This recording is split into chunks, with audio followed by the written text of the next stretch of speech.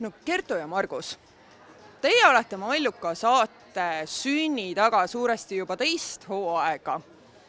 Kui palju on teie töös seda, mida tegelikult vaatajateni üldse ei jõua?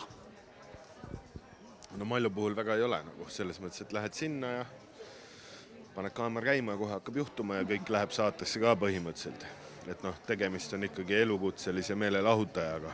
Ja ta on valitud ilmselt nagu mingisuguste kõrgemate jõudude poolt, sest tänagi me lähme sinna, meil oli plaanis intervjuu, kus me räägime nagu aken, peegel, mis sinna uude majja tuleb, sellised argisemad asjad, paned kaamera käima ja siis läheb võib-olla 5 sekundit ja helistab Katrin Lust ja plahvatab skandaal. Kõik on juba paigas, me juba istume mugavalt ja selles mõttes lihtsalt pane käima ja me lihtsalt, seal lihtsalt juhtub, me oleme sa lähed lihtsalt tehnilised töötajad ja kõik juhtub iseenesest. Kas siis ei vasta tõele, et need Eesti tõsielu saated ikka väga suuresti on lavastatud, et tegelikult Malluka elu ei ole selline ja kellegi teise elu, keda teie ka satute vahel näitama ja kajastama, et see on tegelikult ikkagi vähemalt pooles ulatuses kindlasti lavastatud, arvavad kõik? No Eesti kõige kuulsam tõsielu saade on ju Õnne 13 tegelikult on ju.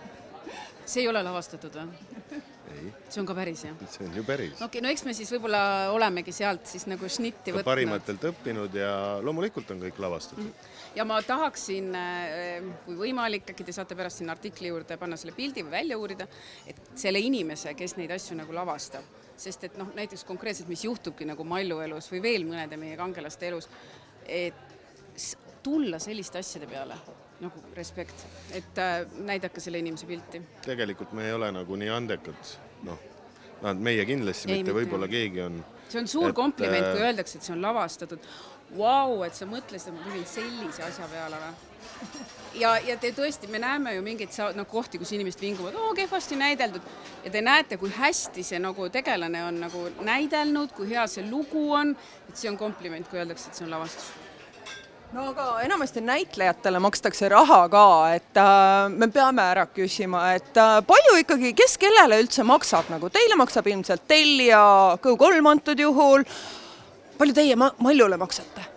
No kogu see Bigbanki laen ju, ega see ju selles mõttes ei ole mingi väikene. Ma just tahtsin küsida, maja tuleb selle eest, et realityt teha, jah? No põhimõtteliselt. No ikkagi see, et kohvimasin on tal nagu seina sees ja see kasvi see köögitehnika, mis sinna tuleb, No meil ei ole kodus siukest. Ei, me selles mõttes me ei oskaks ka seda kasutada. Ei oskaks, me isegi ei unistaks siukseks. See on ikkagi nagu kosmoselaeva. See on ikkagi jõhker meelelahutusraha, mis siin Eestis nagu liigub ja see läheb kõik Mallukale. Et need summad ongi see, et vahel inimesed... Sa isegi ei kujuta ette nagu siukseid summasid tegelikult. Mitu nulli taga on? Ei, vaata, ma tahtsingi sinnani jõuda, et vahel inimesed ajavad segamini, vaata see inglisekeelne miljon, triljon, biljon on ju. Et me oleme harjunud nagu rääkima nagu 100 000 ja siis juba läheb nagu tegelikult miljon on ju ja siis juba läheb nagu lappe. Et meil ongi juba see miljon, triljon...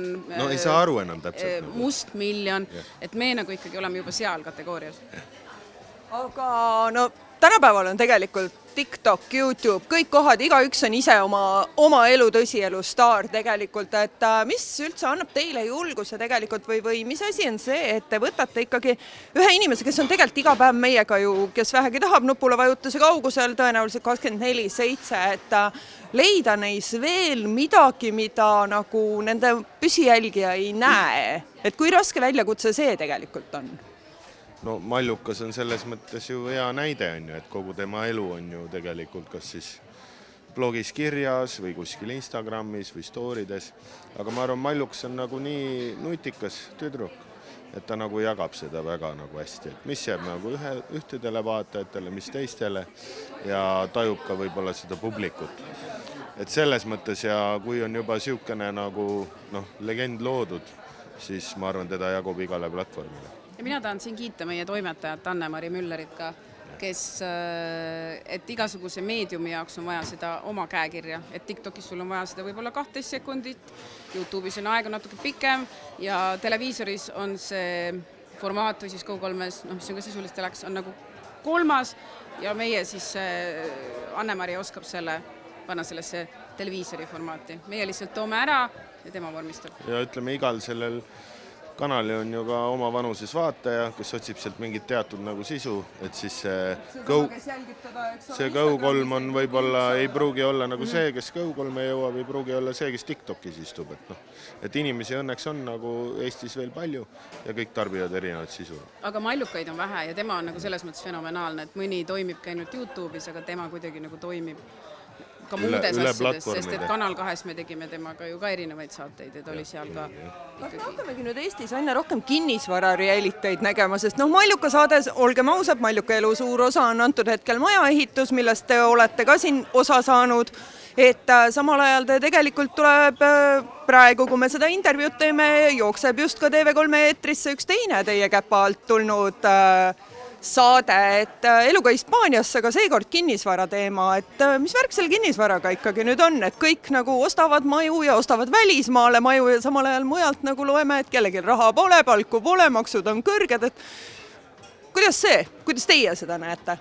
Ausalt öeldes ma ka ei saa aru, kui inimesed maju ostavad nagu. Selles mõttes nad peavad Malluka käest küsima, on ju. Aga no Hispaaniaga on see, et kuna huvi nagu ütleme eestlastel on selle piirkonna, muidugi on alati olnud, aga just eriti kuidagi praegu, siis lihtsalt tekkis selline nagu võimalus, et teha nagu niisugune, kuidas ma ütlen siis, kinnisvara flip, on ju. No, jah, lihtsalt äkki natukene vedas ka, et kuna Veronika ja Harri poole on hästi palju pöördutud, et kus saaks nagu oma elu järgi sättida ja neil vedas ka sellega, et neile sattus imeline maakler, Karol, kes on nagu eestlane, aga ta on olnud seal täpselt nii kaua, et ta teab, mis seal nagu päriselt toimub ka. Kui sa oled 5 minutit elanud Hispaanias, sa võib-olla tunned, et sa saad väga hästi aru, see ei ole tegelikult loogiline.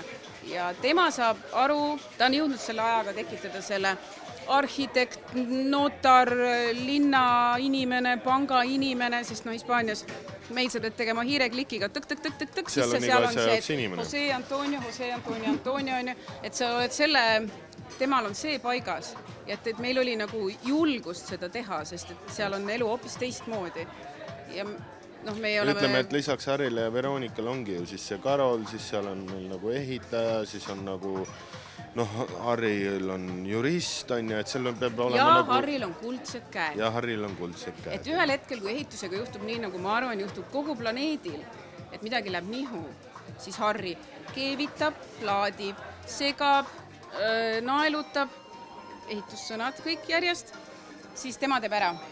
Sestap see tuli, et see oli puhas juhus. Ja äkki see kinnisvara asi on see ka, et on nagu kuidagi inimesed, kõik elavad kuskil, kas või pappkarbis, et see on nagu jah, et igal juhul see kuidagi sellega nagu suhestud. Ja see tuli jah, kuidagi loomulikult see jätt nagu. Ja seal on võib-olla ka võimalik veel kuidagi mõistlikult nagu flippida ilma, et võib-olla leiduks ka televaatajate seast siis ka see ostja.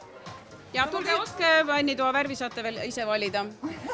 Ma küsin viimase küsimuse, kas kõigi nende miljonite, triljonite ja biljonite juures on teil endal ka Hispaanias kinnisvara ja ühel hetkel jätate teletegemise Eestis ka maha ja põrutate minema? No selles mõttes, et Eestis sa võid ju tele teha, aga raha sul peab endal olema. Et me teeme seda ikkagi nagu, ütleme, hasardist, on ju. Kui sa lähed Malluka juurde, ta teeb alati kingitusi, tal on nii palju kasse ja koeri. Sul ei ole raha vajagi, seal on nii tore käia. Harri Veronikaga sama, et õhust ja armastusest. Jah, täpselt nii. Aga ei, Hispaanias meil ei ole midagi. No selge, aga siis vähemalt loodame, et elu viib ka edaspidi teid kaugetesse maadesse ja ka meile lähemale, et kõik samastuda saaks teie saadetega. Aitäh teile! Aitäh!